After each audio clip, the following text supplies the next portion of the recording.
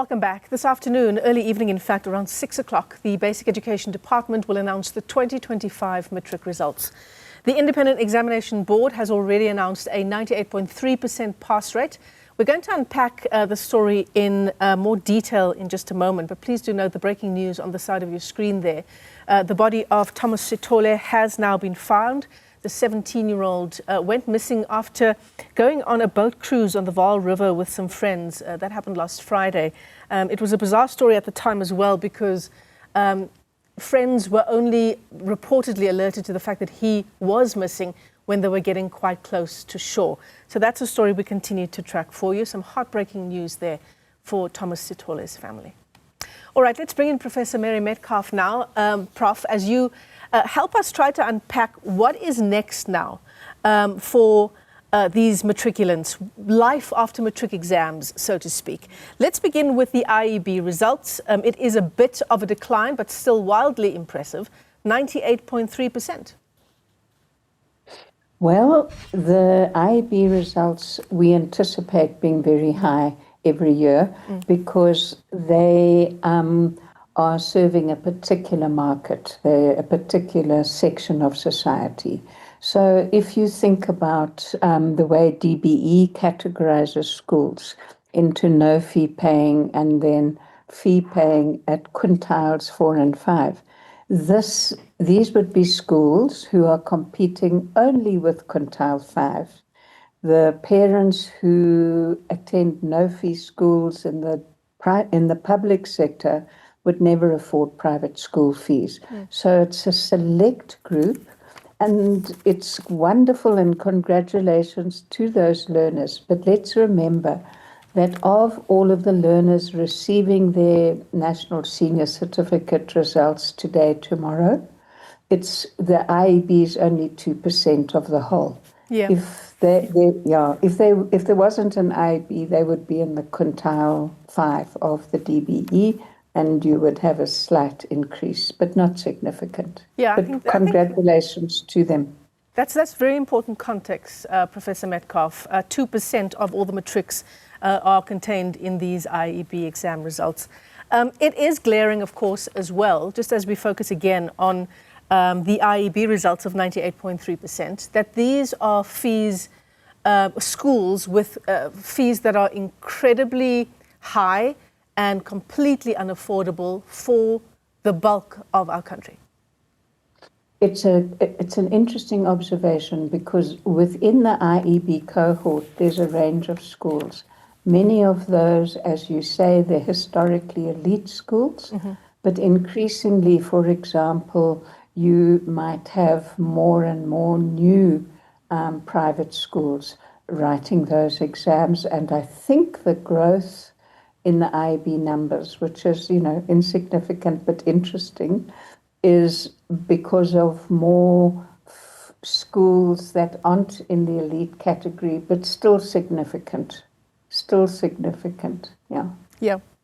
So the topic of our conversation today is meant to be decisions, making informed decisions about your future after your matric results. And that's an interesting topic, isn't it? Because more and more it does seem, and maybe it only seems that way because so many pupils are set on tertiary education as the next step. But it seems like the options for matriculants are declining in some ways.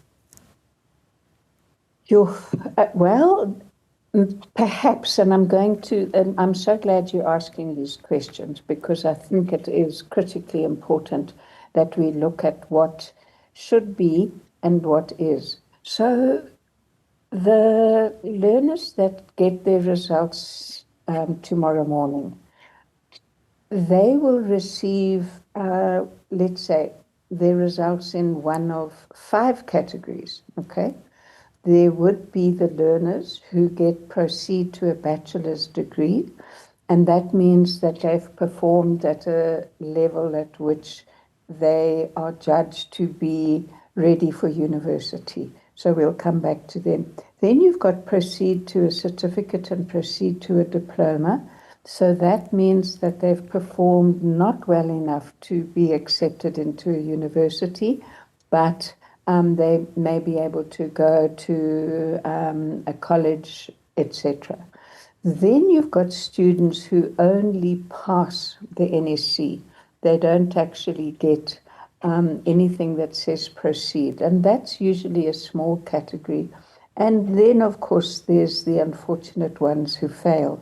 So depending on where you fit in one of those 5 categories, there are different options. I absolutely agree with you that the concept of going to university tends to be what dominates the perception of the routes ahead. But what we have, and which is why the categories of pass are important, is that the whole concept of education post-1994 was to say there's multiple pathways to getting an equivalent of a first degree, which is National Qualifications Framework Level 7. You can achieve it through going to college, picking up courses. You can accumulate courses because not everyone's circumstances are such that they're able to go to university. But it's a process of lifelong learning, and this whole framework of the National Qualifications Framework is intended to give people guidance. If things were working as well as they should, and if this was well understood, then I think families would feel less the pressure that it's all about getting to university. It would be the question of TVETs, it would be the question of accumulating courses.